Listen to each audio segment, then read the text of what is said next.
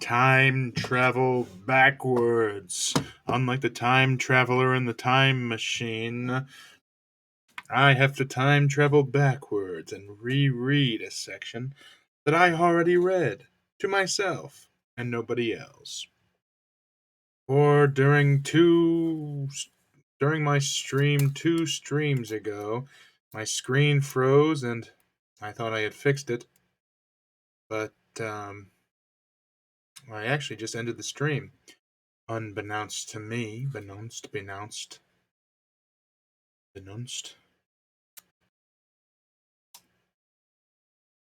Um, I ended it at the words,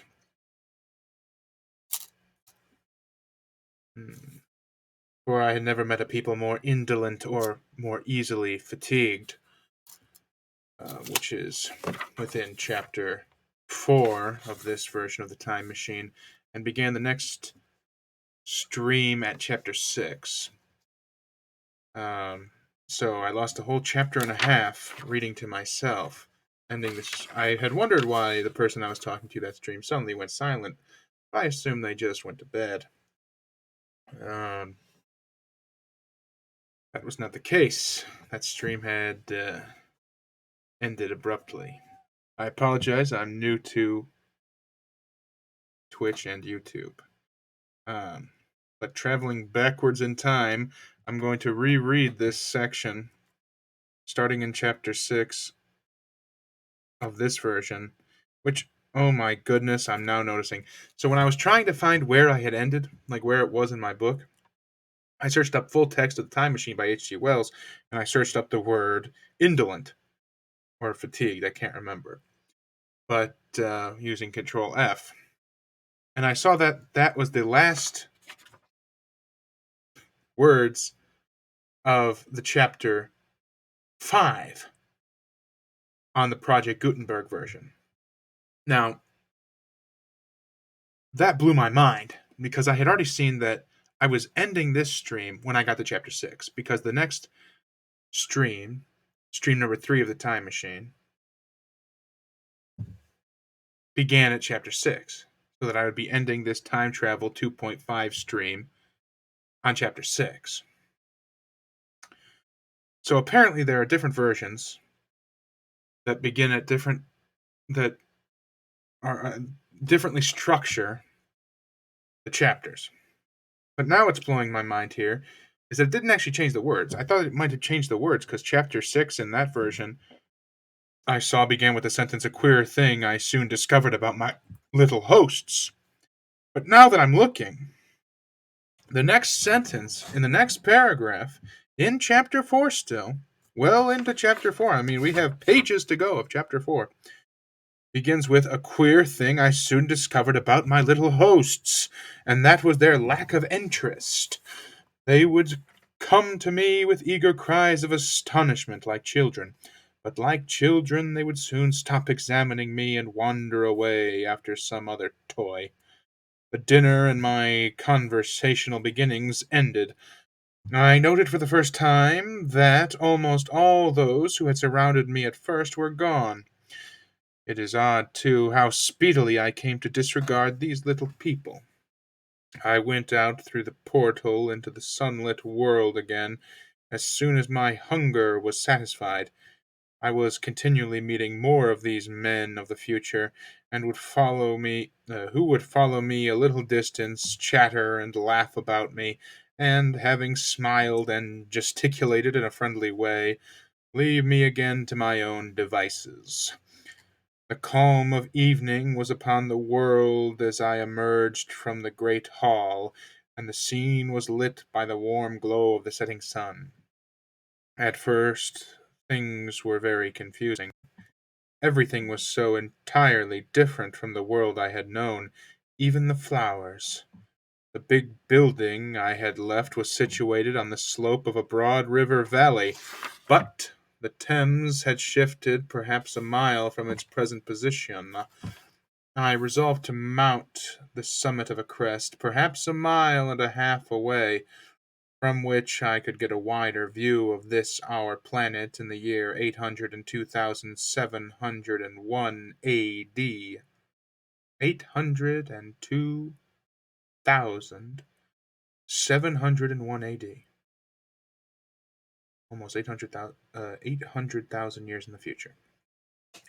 For that I should explain was the date the little dials of my machine recorded. As I walked, I was watching for every impression that could possibly help to explain the condition of ruinous splendor in which I found the world, for ruinous it was. A little way up the hill, for instance, was a great heap of granite, bound together by masses of aluminum. A vast labyrinth of precipitous walls and crumbled heaps, amidst which were thick heaps of very beautiful pagoda-like plants, nettles possibly, but wonderfully tinted with brown about the leaves, and incapable of stinging, was evidently the derelict remains of some vast structure, to what end built I could not determine. It was here that I was destined, at a later date, to have a very strange experience, the first intimation of a still stranger discovery, but of that I will speak of in its proper place. Looking round with a sudden thought from a terrace on which I rested for a while, I realized that there were no small houses to be seen. Apparently the single house, and possibly even the household, had vanished. Here and there among the greenery were palace-like buildings, but the house and the cottage which form such characteristic features of our own English landscape had disappeared. Communism, said I to myself. Now, an American would probably hear that and think, just pronounce it like communism. But H.G. Wells, I think he was a pretty big fan of that kind of thing, so he would probably say it more like communism. Hello to the one person viewing right now. Welcome to the Readery. And on the heels of that came another thought. I looked at the half-dozen little figures that were following me. Then in a flash I perceived that all had the same form of costume, same soft, hairless visage, and the same girlish rotundity of limb. It may seem strange, perhaps, that I had not noticed this before, but everything was so strange. Now I saw the fact plainly enough.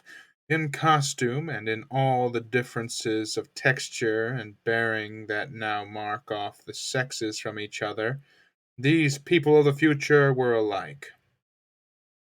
And the children seemed to my eyes to be but the miniatures of their parents.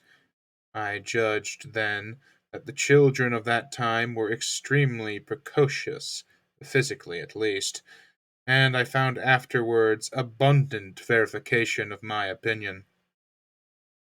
Seeing the ease and security in which these people were living, I felt that this close resemblance of the sexes was after all what one would expect, for the strength of a man and the softness of a woman, the institution of the family and the differentiation of occupations, are mere militant necessities of an age of physical force.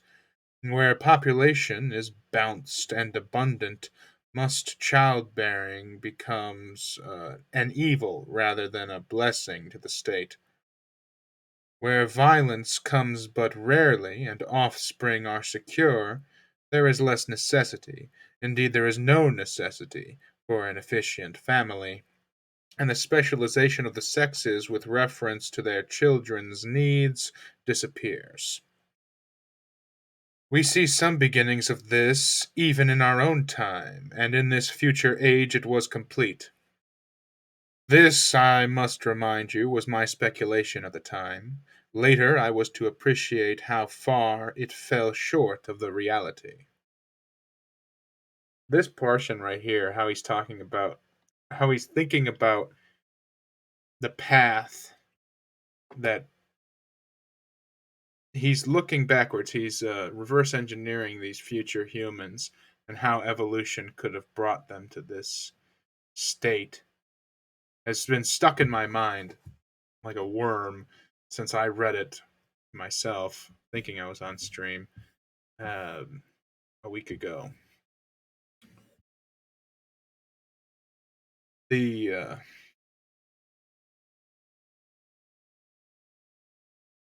I've always thought about the past, and I obviously know that the future is coming, and I know that the future is a big blur, and nobody knows what's going to happen. Hmm. But the idea of looking at the idea that culture, seeing as how it's basically winning, and that humans basically have not won over nature yet in any sense of the word, but are seemingly on a path to essentially remove all danger from this world. That seems to be our goal, right? To make the world so safe that you never need to worry. Obviously, that's not everybody's goal, but generally, that seems to be like the purpose of civilization, to like safify the world. The idea that this changes humanity to the point where we're not even human after such amount of time, which 800,000 years, yeah, that's pretty realistic, I think, of a number. It never really stuck in. I never really thought of it before. I don't know. I've just been thinking about this portion for a while. And obviously, he's wrong about a lot of the things he's about to say. Once he figures out about the Morlocks, I've already traveled back. This is my advantage of being a. Oh my goodness, the cat's going crazy right now. This is my. This is the advantage of being a time traveler. The time traveler knows that I can talk about these things. Obviously, he turns out to be wrong, and that the Morlocks, um, which we haven't gotten to yet in the story, or rather, since I already did stream the third part, I guess I should be talking with the assumption that the third part, whatever, time travel's too difficult. I'm just going to keep reading about time travel. While I was musing upon these things, my attention was attracted by a pretty little structure, like a well under a cupola. I thought it a transitory way of the oddness of in a transitory way of the oddness of wells still existing, and then resumed the thread of my speculations. There were no large buildings towards the top of the hill, and as my walking powers were evidently miraculous, I was presently left alone for the first time. With a strange sense of freedom and adventure, I pushed on up the crest. There I found a seat of some yellow metal that I did not recognize, corroded in places with a kind of pinkish rust, and half smothered in soft moss. The armrests cast and filed into the resemblance of griffins' heads. I sat down on it, and I surveyed the broad view of our old world under the sunset of that long day. It was as sweet and fair a view as I have ever seen. The sun had already gone below the horizon, and the west was flaming gold, touched with some horizontal bars of purple and crimson. Below was the valley of the Thames, in which the river lay like a band of burnished steel. I have already spoken of the great palaces dotted among. I have to do one thing. That's all I do on this. It's read, and I can't do it. I have already spoken of the great palaces dotted about among the variegated greenery, some in ruins and some still occupied. Here and there rose a white or silvery figure in the waste garden of the earth. Here and there came the sharp vertical line of some cupola or obelisk. There were no hedges, no signs of proprietary rights, no evidences of agriculture. The whole earth had become a garden. So watching, I began to put my interpretation upon the things I had seen, and as it shaped itself to me that evening, my interpretation was something in this way. Afterwards, I found I had got only a half truth, or only a glimpse of one facet of the truth. It seemed to me that I had happened upon humanity upon the wane. See, here's another thing. Why did I just say come upon? It's just because that's what my brain automatically would fill in the words there. I can't. Uh, this isn't the self doubt hour, it's the time machine. Egotism, I can't help but insert myself into the stream. Just read the story. If you make a mistake, go back. It seemed to me that I had happened upon humanity upon the wane.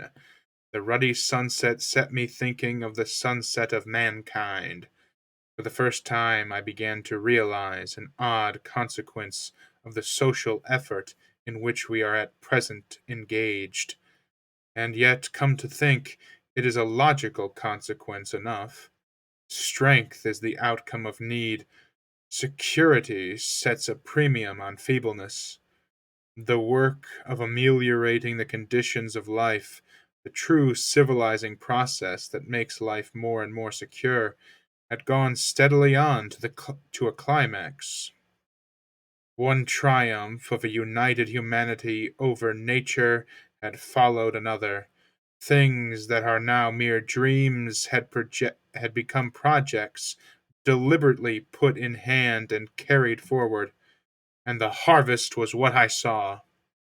After all, the sanitation and the agriculture of today are still in the rudimentary stages. The science of our time has attacked but a little department of the field of human disease, but even so, it spreads its operations very steadily and persistently. Our agriculture and horticulture destroy a weed just here and there and cultivate perhaps a score or so of wholesome plants, leaving the greater number to fight out a bounce as they can.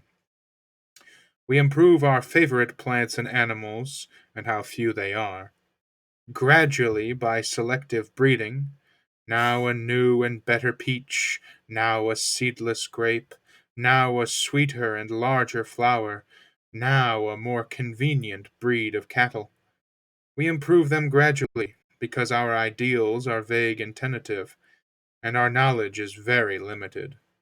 Because nature, too, is shy and slow in our clumsy hands. Some day all this will be better organized and still better. That is the drift of the current in spite of the eddies. The whole world will be intelligent, educated, and cooperating. Things will move faster and faster towards the subjugation of nature. In the end, wisely and carefully, we shall readjust the bounce of animal and vegetable life to suit our human needs. I think it's true. I think people are extremely, way, way, way too pessimistic about the future of humanity. Oh, it's the end of the world. Oh, civilization's collapsing. Maybe your culture collapses. Maybe your country fails. Mankind will live on. Maybe the whole of the earth is destroyed. Mankind will probably live on. We'll figure out some way to send our seeds out there. And we've probably already sent our sperm out into space somewhere. Sperm and egg. Just lands on the right planet, hits the right primordial ooze, and there you go. The germ of mankind spreads on. People are so pessimistic because of that negativity bias we've got built into our brains. It's a survival. It's a survival instinct. It's good to have, I guess, to think of the worst that could happen, so as to try to avoid it. We probably won't survive. We wouldn't survive without it, probably. But at the same time, we should probably think about, well, what if we succeed? What if all of our plans and ideas and the things we're trying to do as a species succeeds?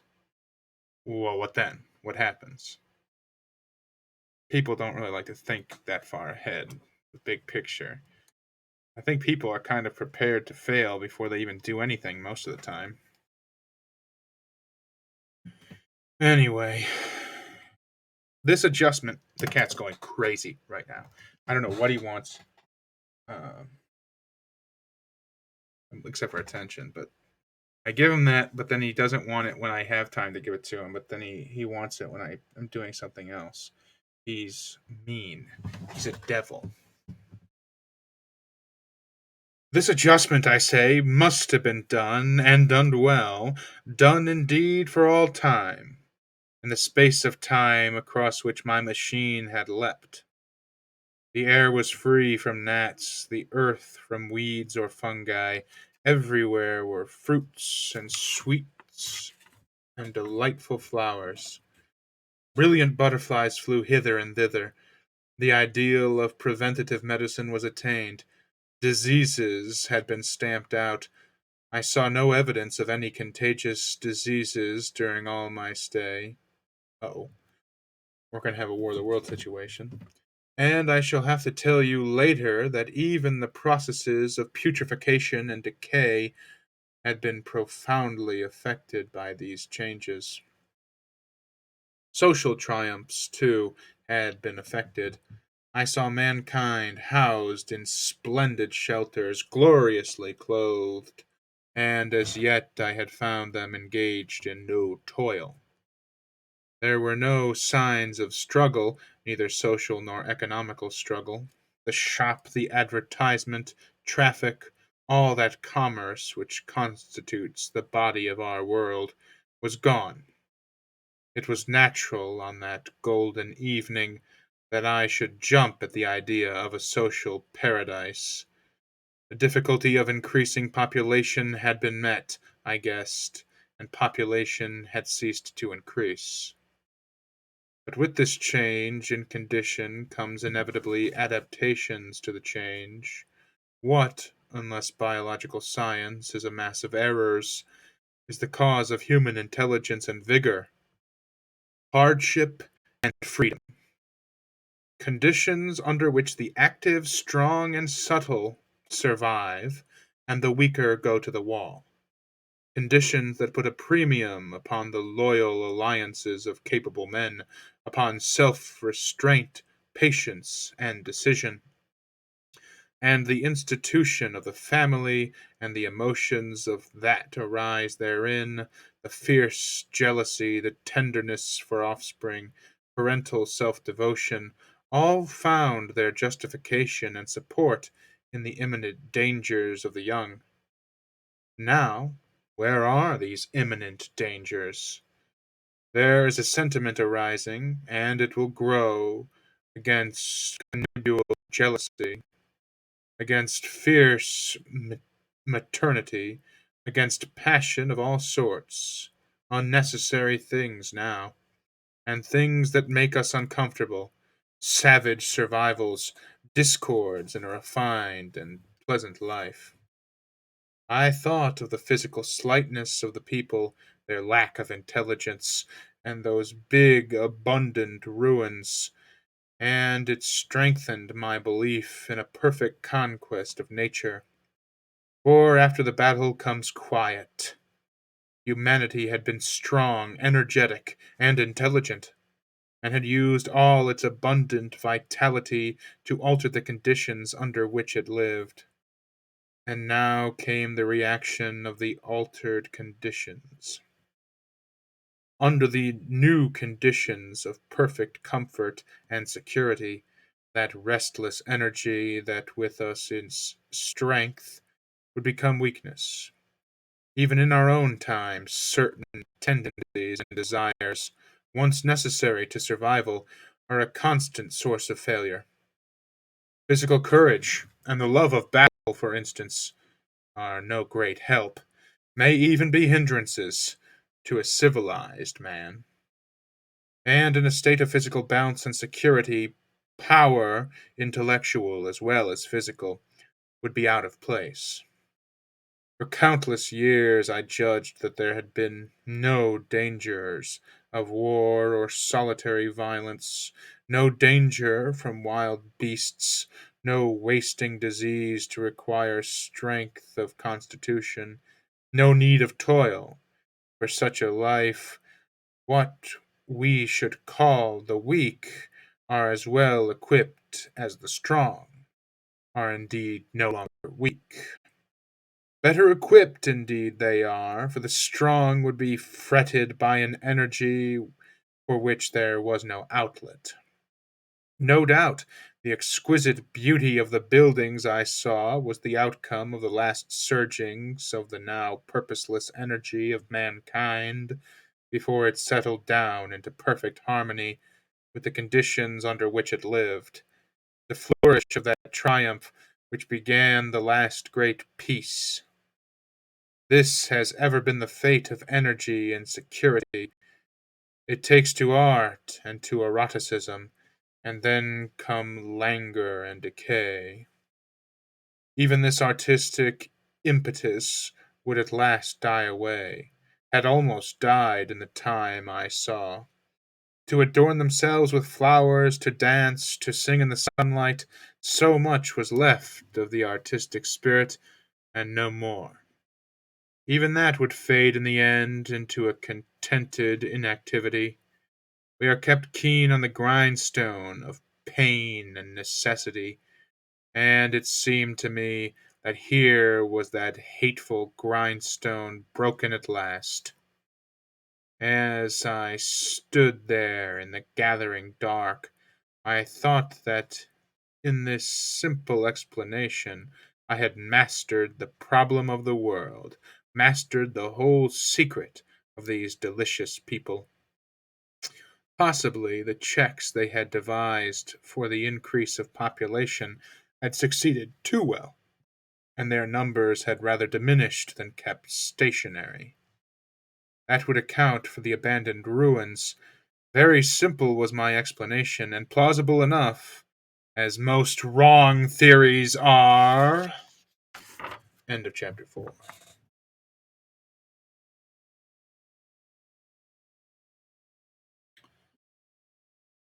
This world was once inhabited by dinosaurs, giant beasts. Right now it's inhabited by us.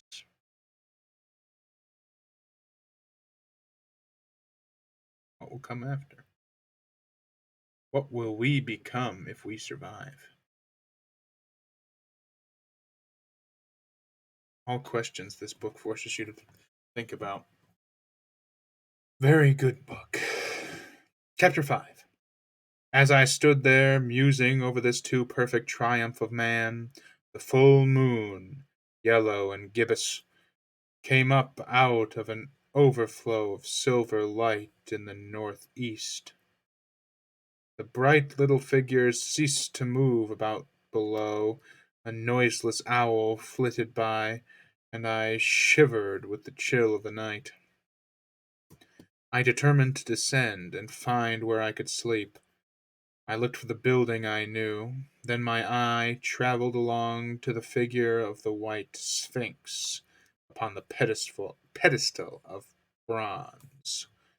Growing distinct as the light of the rising moon grew brighter, I could see the silver birch against it.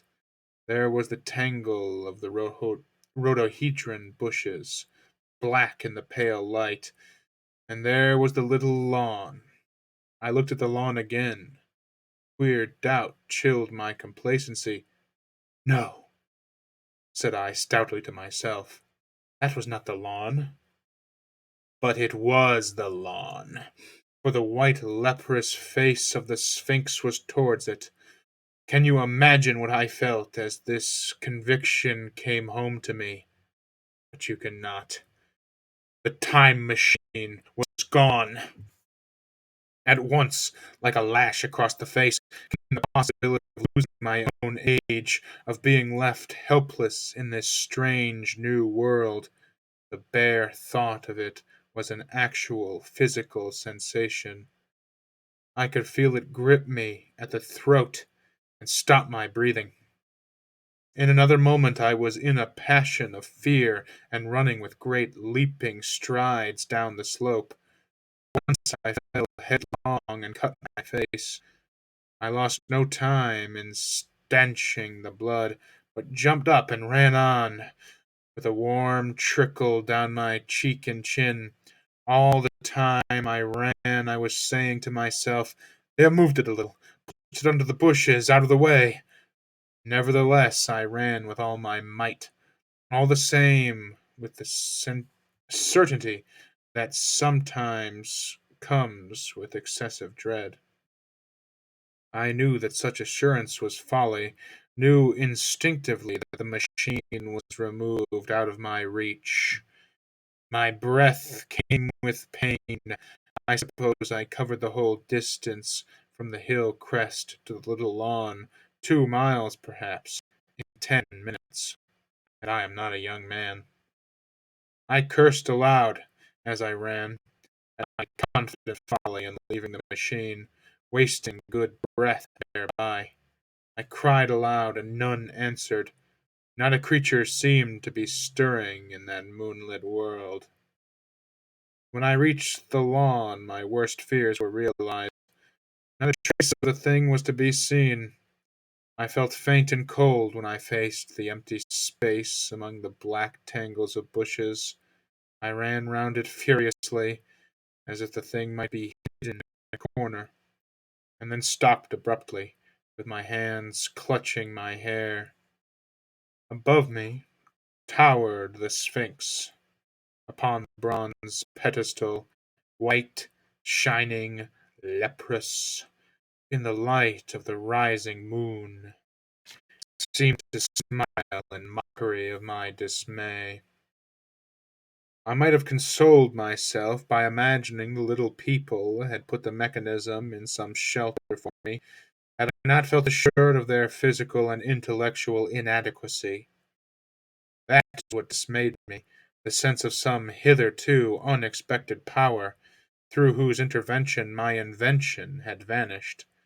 Yet for one thing I felt assured: unless some other age had produced its exact duplicate, the machine could not have moved in time. The attachment of the levers, I will show you the method later, prevented anyone from tampering with it in that way when they were removed. It had moved and was hid only in space. But then where could it be? I think I must have had a kind of frenzy.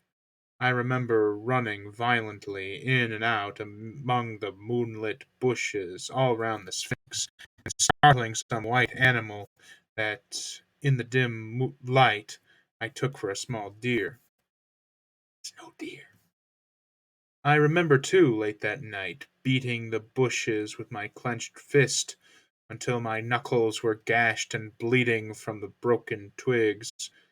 Then, sobbing and raving in my anguish of mind, I went down to the great building of stone. The hall was dark, silent, and deserted.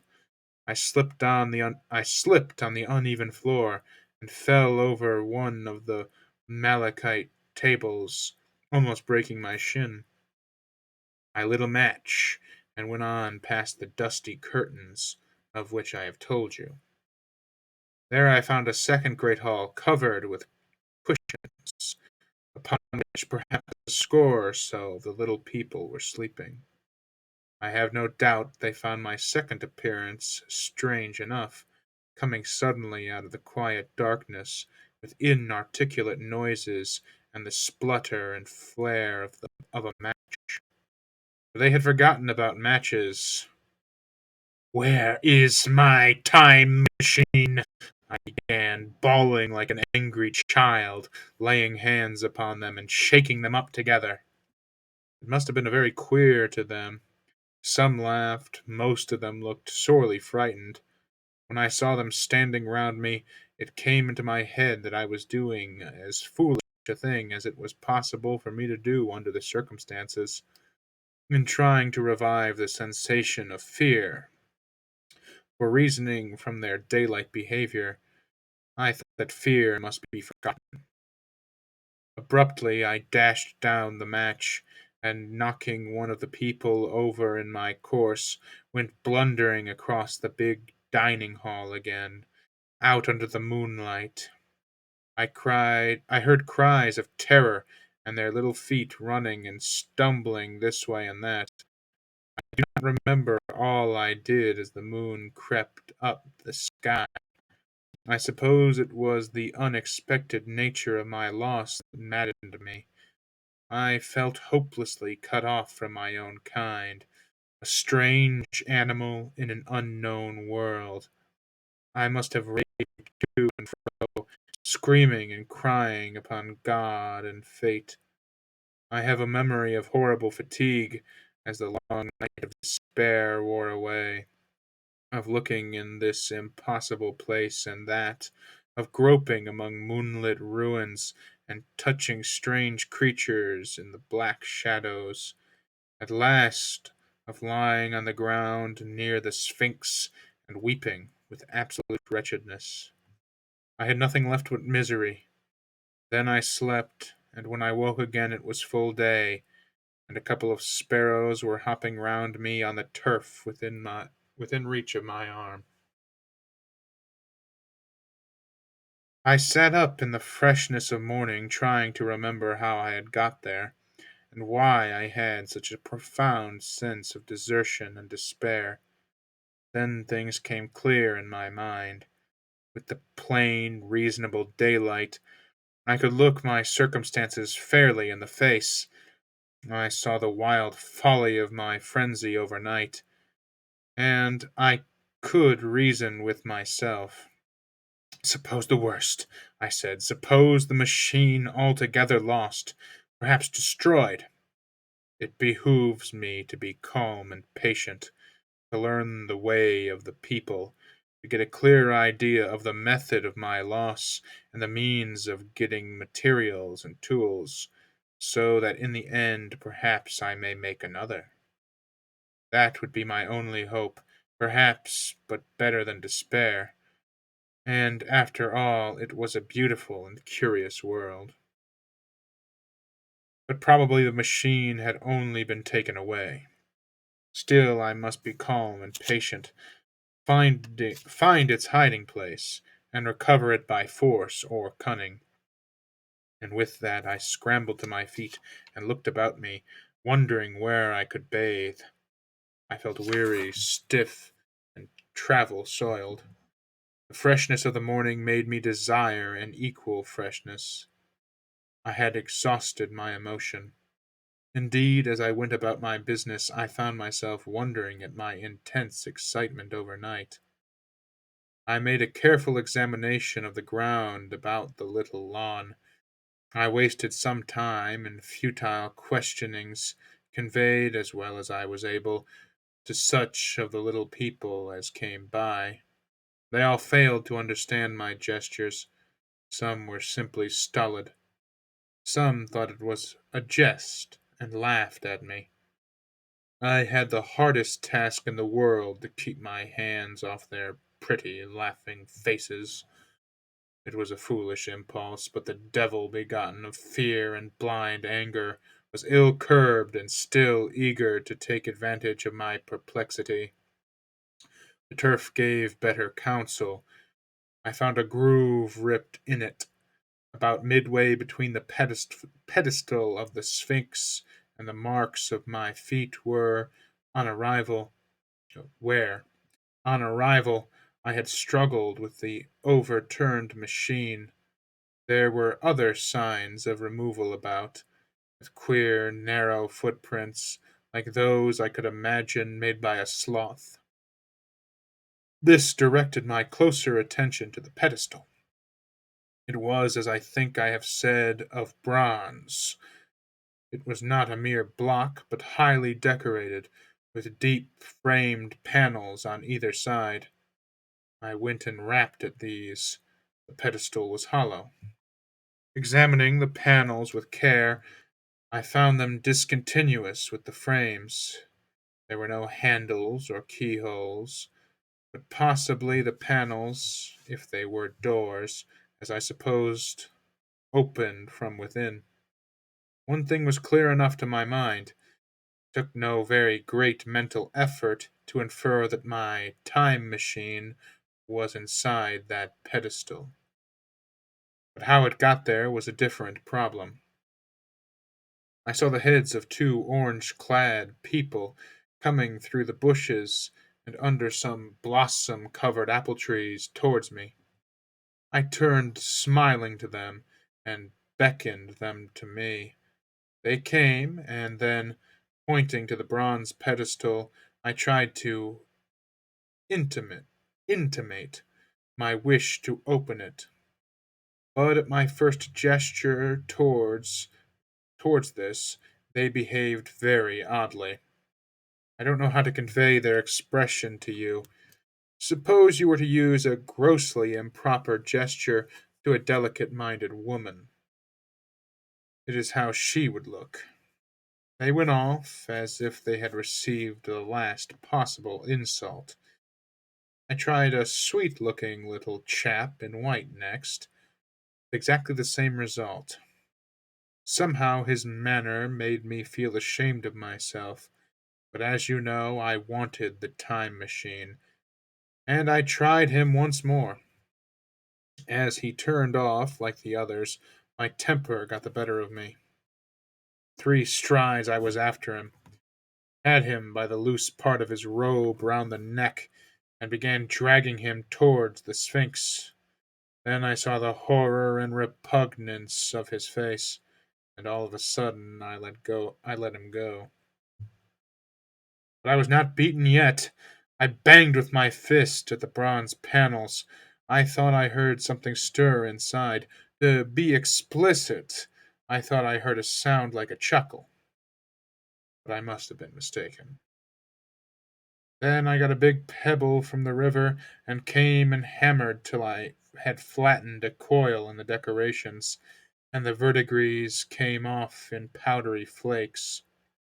The delicate little people must have heard me hammering in gusty outbreaks a mile away on either hand, but nothing came of it. I saw a crowd of them upon the slopes looking furtively at me. Furtively? At last, hot and tired, I sat down to watch the place. I was too restless to watch long. I am too occidental for a long vigil. I could work at a problem for years, but to wait inactive for 24 hours, that is another matter. Yeah, only people from the Occident work forever. Nobody else does that. Welcome, Mr. Beast. Welcome back to the Readery. I had to time travel a little bit, had to break out the old time machine because my previous attempt at reading this chapter was swallowed by the void of time, as it will be again some day in the future. But for now, here I am. I got up after a time and began walking aimlessly through the bushes towards the hill again. Patience, said I to myself. If you want your machine again, you must leave that Sphinx alone. If they mean to take your machine away, it's little good your wrecking their bronze panels, and if they don't, you will get it back as soon as you can ask for it. To sit among all those unknown things before a puzzle like that is hopeless. That way lies monomania. Face this world, learn its ways, watch it, be careful of too hasty guesses at its meaning. In the end, you will find clues to it all. Then, suddenly, the humor of the situation came into my mind. The thought of the years I had spent in study and toil to get into the future age, and now my passion of anxiety to get out of it. I had made myself the most complicated and the most hopeless trap that ever a man devised. Although it was at my own expense, I could not help myself. I laughed aloud. Going through the big palace, it seemed to me that the little people avoided me. It may have been my fancy, or it may have had something to do with my hammering at the gates of bronze. Yet I felt tolerably sure of the avoidance. I was careful, however, to show no concern, and to abstain from any pursuit of them, and in the course of a day or two things got back to the old footing. I made what progress I could in the language, and in addition I pushed my explorations here and there. Either I missed some subtle point, or their language was excessively simple, almost exclusively composed of concrete substantives and verbs. Substantive.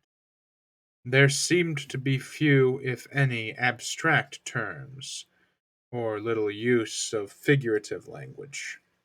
Their sentences were usually simple and of two words, and I failed to convey or understand any but the simplest propositions. I determined to put the thought of my time machine and the mystery of the bronze doors under the Sphinx as much as possible in the corner of memory, until my growing knowledge would lead me back to them in a natural way. Yet a certain feeling, you may understand, tethered me in a circle in a tethered me in a circle a few miles round the point of my arrival. As far as I could see, all the world displayed the same exuberant richness as the Thames Valley. From every hill I climbed I saw the same abundance of splendid buildings, endlessly varied in material and style, the same clustering thickets of evergreens, the same blossom-laden trees and tree ferns. Here and there water shone like silver, and beyond, the land rose into blue undulating hills, and so faded into the serenity of the sky. Reminds me of the cover of Blue Mountain. What's that book called? Blue Mountain? They made us read it in school.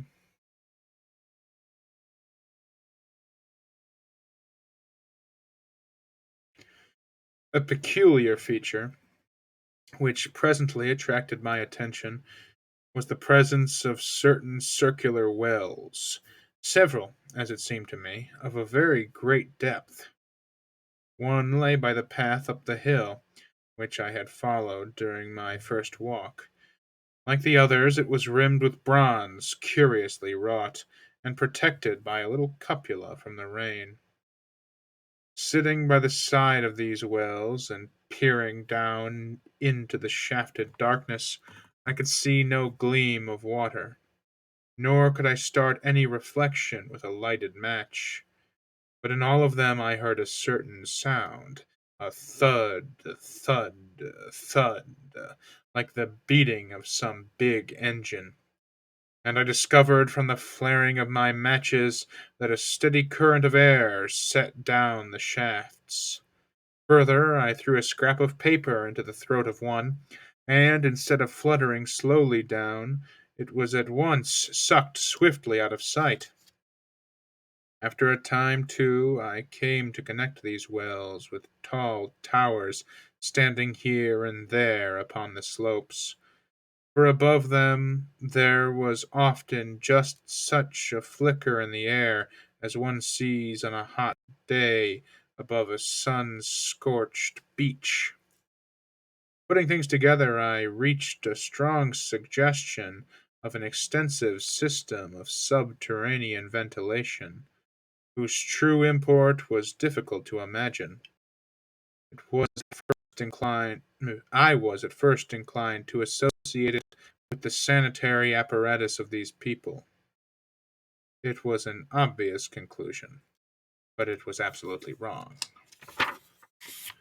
And here I must admit that I learned very little of drains and bells and modes of conveyance and the like conveyances during my time in this real future,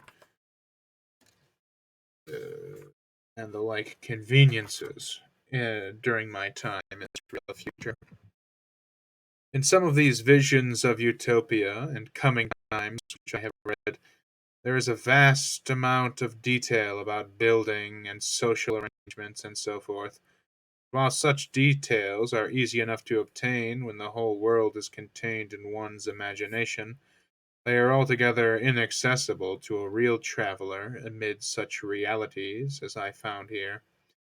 Conceive the tale of London which a Negro fresh from Central Africa would take back to his tribe. What would he know of railway companies, of social movements, of telephone and telegraph wires, the parcels delivery company, and postal orders and the like? Yet we, at least, should be willing enough to explain these things to him, and even of what he knew, how much could he make his untravelled friend either apprehend or believe? Then think how narrow the gap between a Negro and a white man of our own times, and how wide the interval between myself and these of the Golden Age. I was sensible of much which was unseen, and which contributed to my effort. But save for a general impression of automatic organization, I fear I can convey very little of the difference to your mind.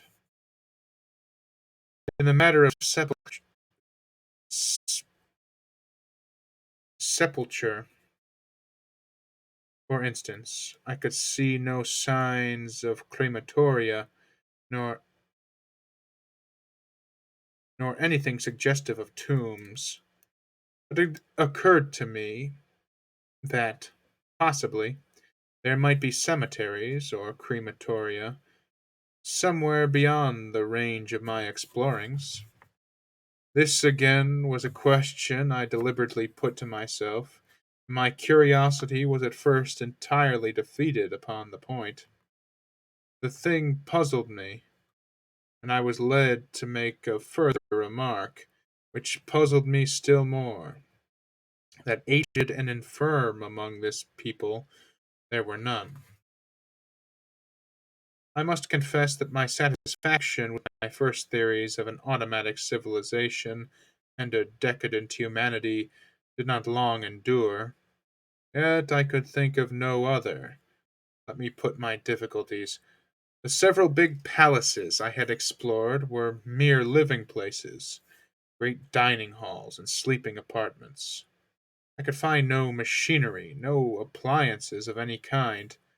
Yet these people were clothed in pleasant fabrics that must at times need renewal, and their sandals, though undecorated, were fairly complex specimens of metalwork.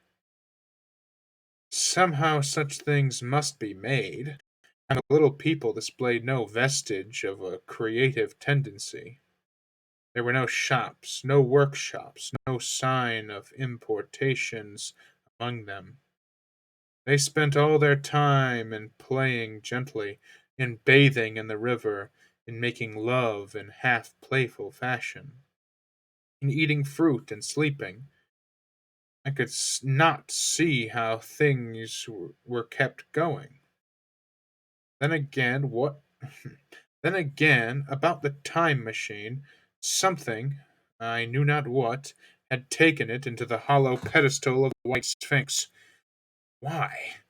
For the life of me I could not imagine. Those waterless wells, too, those flickering pillars. I felt I lacked a clue. I felt, how shall I put it? Suppose you found an inscription, with sentences here and there in excellent plain English. and interpolated therewith others made up of words, of letters even, absolutely unknown to you. Well, on the third day of my visit, that was how the world of 802,701 presented itself to me. That day, too, I made a friend, of a sort. It happened that, as I was watching some of the little people bathing in a shallow, one of them was seized with cramp and began drifting downstream. Oh, the main current ran rather swiftly, but not too strongly for even a moderate swimmer. It will give you an idea, therefore, of the strange deficiency of these creatures when I tell you that none made the slightest attempt to rescue the weakly crying little thing which was drowning before their eyes. When I realized this, I hurriedly slipped off my clothes, and, wading in at a point lower down, I caught the poor mite and drew her safe to land. A little rubbing of the limbs soon brought her round, and I had the satisfaction of seeing she was all right before I left her. I had got to such a low estimate of her kind that I did not expect any gratitude from her. In that, however, I was wrong. This happened in the morning. In the afternoon I met my little woman, as I believe it was, as I was returning towards my centre from an exploration, and she received me with cries of delight, and presented me with a big garland of flowers, evidently made for me and me alone. This thing took my imagination. Very possibly I had been feeling desolate. At any rate, I did my best to display my appreciation of the gift. We were soon seated together in a little stone arbor, engaged in conversation, chiefly of smiles. The creature's friendliness affected me exactly as a child might have done. We passed each other flowers, and she kissed my hands. I did the same to hers. Then I tried talk, and found that her name was Wenna, which, though I don't know what it meant, somehow seemed appropriate enough. That was the beginning of a queer friendship, which lasted a week, and ended, as I will tell you. Oh, Wenna. She was exactly like a child. She wanted to be with me always. She tried to follow me everywhere, and on my next journey out and about, it went to my heart to tire her down and leave her at last, exhausted and calling after me rather plaintively. But the problems of the world had to be mastered. I had not, I said to myself, come into the future to carry on a miniature flirtation. Yet her distress, which, yet her distress when I left her was very great. Her expostulations at the parting were sometimes frantic, and I think, altogether, I had as much trouble as comfort from her devotion. Nevertheless, she was, somehow, a very great comfort. I thought it was mere childish affection that made her cling to me. Until it was too late, I did not clearly know what I had inflicted upon her when I left her. Nor until it was too late did I clearly understand what she was to me. For by merely seeming fond of me, and showing in her weak, futile way that she cared for me, the little doll of a creature presently gave my return to the neighborhood of the White Sphinx almost the feeling of coming home. I would watch for her tiny figure of white and gold as soon as I came over the hill.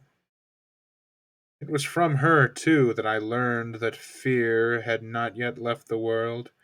She was fearless enough in the daylight, and she had the oddest confidence in me. For once, in a foolish moment, I made threatening grimaces at her, and she simply laughed at them. But she dreaded the dark, dreaded shadows, dreaded black things. Darkness to her was the one thing dreadful. It was a singularly passionate emotion, and it set me thinking and observing. I discovered then, among other things, that these little people gathered into the great houses after dark and slept in droves. To enter upon them without a light was to put them into a tumult of apprehension. I never found one out of doors, or one sleeping alone within doors after dark. Yet I was still such a blockhead that I missed the lesson of that fear, and in spite of Wenna's distress, I insisted upon sleeping away from these slumbering multitudes. It troubled her greatly, but in the end her odd affection for me triumphed, and for 5 of the nights of our acquaintance, including the last night of all, she slept with her head pillowed on my arm. But my story slips away from me as I speak of her. It must have been the night before her rescue that I was awakened at about dawn. I had been restless, dreaming most disagreeably that I was drowned, and that sea anemones were feeling over my face with their soft palps. I woke with a start, and with an odd fancy that some greyish animal had just rushed out of the chamber. I tried to get to sleep again, but I felt restless and uncomfortable. It was that dim grey hour, when things are just creeping out of darkness, when everything is colourless and clear cut, and yet unreal. I got up, and went down into the great hall, and so out upon the flagstones in front of the palace. I thought I would make a virtue of necessity and see the sunrise. The moon was setting, and the dying moonlight and the first pallor of dawn were mingled in a ghostly half light. The bushes were inky black, the ground a sombre grey, the sky colourless and cheerless, and up the hill I thought I could see ghosts. There, several times, as I scanned the slope, I saw white figures. Twice I fancied I saw a solitary, white, ape like creature running rather quickly up the hill, and once near the ruins I saw a leash of them carrying some dark body. They moved hastily. I did not see what became of them. It seemed that they vanished among the bushes. The dawn was still indistinct, you must understand. I was feeling that chill, uncertain, early morning feeling you may have known. I doubted my eyes. As the eastern sky grew brighter, and the light of the day came on, and its vivid coloring returned up the world upon the world once more, I scanned the view keenly, but I saw no vestige of my white figures. They were mere creatures of the half light. They must have been ghosts, I said. I wonder whence they dated. For a queer notion of Grant Allen's came into my head, and amused me. If each generation die and leave ghosts, he argued, the world at last will get overcrowded with them. On that theory they would have grown innumerable some 800,000 years hence, and it was no great wonder to see 4 at once. But the jest was unsatisfying, and I was thinking of these figures all the morning, until Wenna's rescue drove them out of my head. I associated them in some indefinite way with the white animal I had startled in my first passionate search for the time machine. Wenna was a pleasant substitute. Yet at the same, they were soon destined to take far deadlier possession of my mind. I think I have said how much hotter than our own was the weather of this golden age. I cannot account for it. It may be that the sun was hotter, or the earth nearer the sun. It is usual to assume that the sun will go on cooling steadily in the future. But people, unfamiliar with such speculations as those of the younger Darwin, forget that the planets must ultimately fall back one by one into the parent body. As these catastrophes occur, the sun will blaze with renewed energy, and it may be that some inner planet had suffered this fate. Whatever the reason, the fact remains that the sun was very much hotter than we know it. One very hot morning, my fourth, I think, as I was seeking shelter from the heat and glare in a colossal ruin near the great house where I slept and fed, there happened this strange thing. Clambering among the heaps of masonry, I found a narrow gallery, whose end and side windows were blocked by fallen masses of stone. By contrast with the brilliancy outside, it seemed at first impenetrably dark to me. I entered it groping, for the change from light to blackness made spots of color swim before me. Suddenly I halted spellbound. A pair of eyes, luminous by reflection against the daylight without, was watching me out of the darkness. The old instinctive dread of wild beasts came upon me. I clenched my hands and steadfastly looked into the glaring eyeballs. I was afraid to turn. Then the thought of the absolute security in which humanity appeared to be living came to my mind, and then I remembered that strange terror of the dark. Overcoming my fear to some extent, I advanced to step. I advanced a step and spoke. I will admit that my voice was harsh and ill controlled. I put out my hand and touched something soft. At once the eyes darted sideways, and something white ran past me. I turned with my heart in my mouth, and saw a queer little ape-like figure, its head held down in a peculiar manner, running across the sunlit space behind me. It blundered against a block of granite, staggered aside, and in a moment was hidden in a black shadow beneath another pile of ruined masonry. My impression of it is, of course, imperfect, but I know it was a dull white, and had strange, large, grayish red eyes. Also, that there was flaxen hair on its head and down its back. But as I say, it went too fast for me to see distinctly. I cannot even say whether it ran on all fours, or only with its forearms held very low. After an instant's pause, I followed it into the second heap of ruins. I could not find it at first, but after a time, in the profound obscurity, I came upon one of those round well-like openings of which I have told you, half closed by a fallen pillar. A sudden thought came to me. Could this thing have vanished down the shaft? I lit a match, and looking down, I saw a small, white, moving creature with large, bright eyes which regarded me steadfastly as it retreated. It made me shudder. It was so like a human spider. It was clambering down the wall, and now I saw for the first time a number of metal foot and hand rests forming a kind of ladder down the shaft.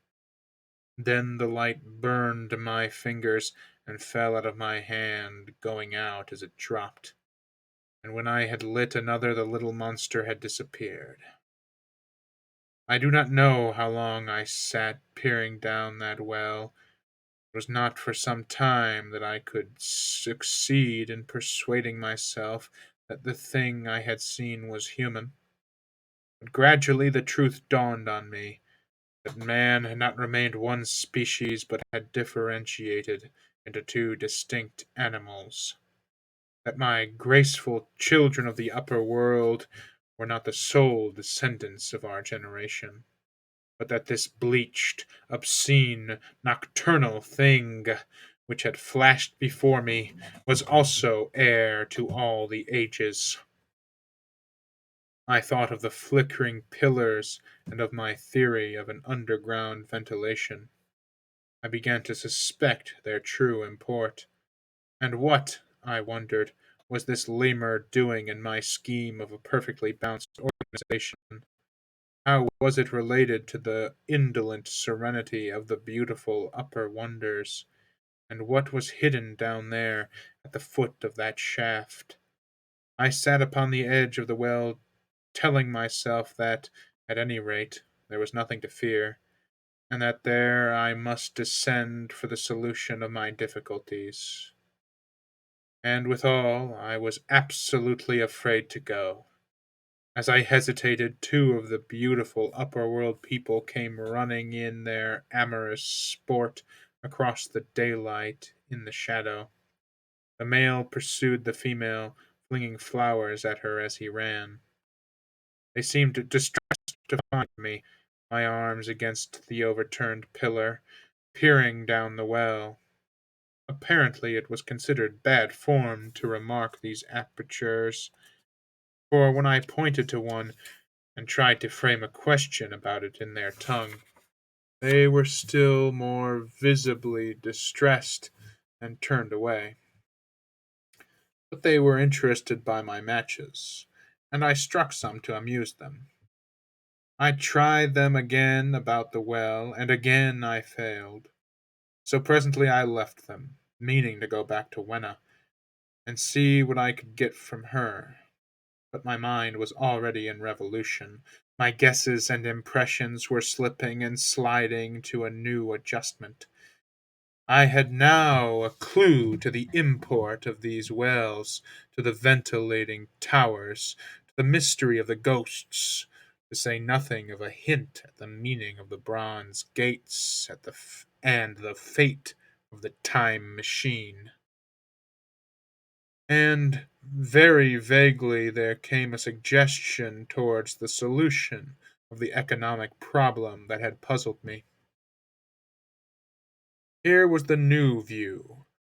Plainly, this second species of man was subterranean. There were three circumstances in particular which made me think that its rare emergence above ground was the outcome of a long continued underground habit. In the first place, there was the bleached look common in most animals that live largely in the dark. The white fish of the Kentucky caves, for instance. Then those large eyes, with that capacity for reflecting light, are common features of nocturnal things. Witness the owl and the cat.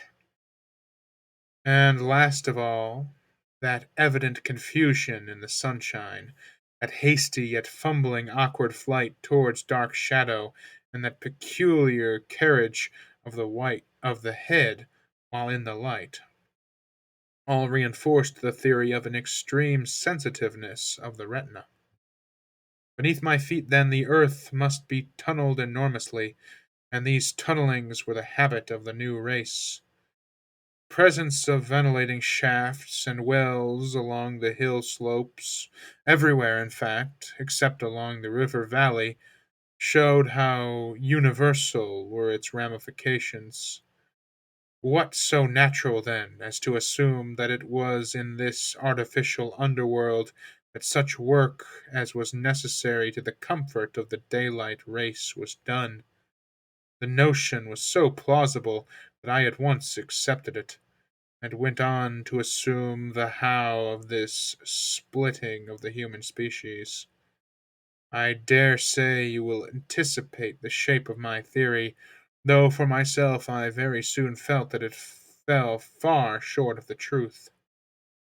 At first, proceeding from the problems of our own age, it seemed clear as daylight to me that the gradual widening of the present, merely temporary and social difference between the capitalist and the laborer was the key to the whole position. No doubt it will seem grotesque enough to you, and wildly incredible, and yet even now there are existing circumstances to point that way. There is a tendency to utilize underground space for less ornamental purposes of civilization. There is the Metropolis Railway in London, for instance, There are new electric railways, there are subways, there are underground workrooms and restaurants, and they increase and multiply. Evidently, I thought this tendency had increased till industry had gradually lost its birthright in the sky. I mean that it has gone deeper and deeper into the larger and even larger underground factories, spending a still increasing amount of its time therein, till in the end, even now, does not an East End worker live in such artificial conditions as practically to be cut off from the natural surface of the earth? Again, the exclusive tendency of richer people, due, no doubt, to the increasing refinement of their education, and the widening gulf between them and the rude violence of the poor, is already leading to the closing, in their interest, of considerable portions of the surface of the land. About London, for instance, perhaps half the prettier country is shut in against intrusion, and this same widening gulf, which is due to the length and expanse of the higher educational process and the increased facilities for and temptations towards refined habits on the part of the rich, will make that exchange between class and class, that promotion by intermarriage, which at present retards the splitting of our species along lines of social stratification, less and less frequent.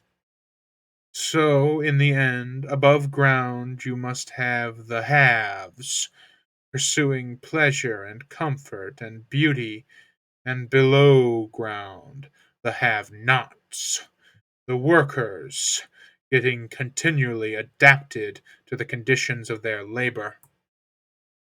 Once they were there, they would no doubt have to pay rent, and not a little of it, for the ventilation of their caverns, and if they refused, they would starve or be suffocated for arrears. Such of them as were so constituted as to be miserable and rebellious would die, and in the end, the bounce being permanent, the survivors would become as well adapted to the conditions of underground life, and as happy in their ways, as the upper world people were to theirs. As it seemed to me, the refined beauty and the etiolated pallor followed naturally enough. Etiolated? A great triumph of humanity. The great triumph of humanity I had dreamed of took a different shape in my mind. It had been no such triumph of moral education and general cooperation as I had imagined. Instead, I saw a real aristocracy, armed with a perfected science, and working to a logical conclusion the industrial system of today. Its triumph had not been simply a triumph over nature, but a triumph over nature and the fellow man. This, I must warn you, was my theory at the time. I had no convenient cicerone in the pattern of the Utopian books. My explanation may be absolutely wrong. I still think it is the most plausible one. But even on this supposition, the bounced civilization that was at last attained must have long since passed its zenith, and was now far fallen into decay. The too perfect security of the upper worlders had led them to a slow movement of degradation, to a general dwindling in size, strength, and intelligence. That I could see clearly enough already. What had happened to the undergrounders I did not yet suspect, but from what I had seen of the Morlocks, that, by the by, was the name by which these creatures were called, I could imagine that the modification of the human race, of the human type, was I could imagine that the modification of the human type was even far more profound than among the Eloi, the beautiful race that I already knew. Then came troublesome doubts. Why had the Morlocks taken my time machine? For I felt sure it was they who had taken it. Why, too, if the Eloi were masters, could they not restore the machine to me? And why were they so terribly afraid of the dark? I proceeded, as I have said, to question Wenna about this underworld, but here again I was disappointed. At first she would not understand my questions, and presently she refused to answer them. She shivered as though the topic was unendurable. And then I pressed her, perhaps a little harshly. She burst into tears. They were the only tears except my own I ever saw in that golden age. When I saw them I ceased abruptly to trouble about the Morlocks, and was only concerned in banishing these signs of the human inheritance from Wenna's eyes. And very soon she was smiling and clapping her hands, while I solemnly burned a match. End of chapter 5, and end of the stream for tonight. For if you want to see what happens to the time traveler after that point in his tale, you can. For both this stream and what comes next in the story will be available on YouTube in the coming hours. I just have to upload them. Well, I already have this book finished up and fully read. It's just needs to be exported onto YouTube. So, Mr. Beast, you can check in maybe an hour. Well, I'll probably upload this stream first so that it's first on the YouTube listing. And then the later stream, because I had to time travel back to this point in the story to read it. Well, good thee nightly to you as well, Mr. Beast. Good thee nightly to thine.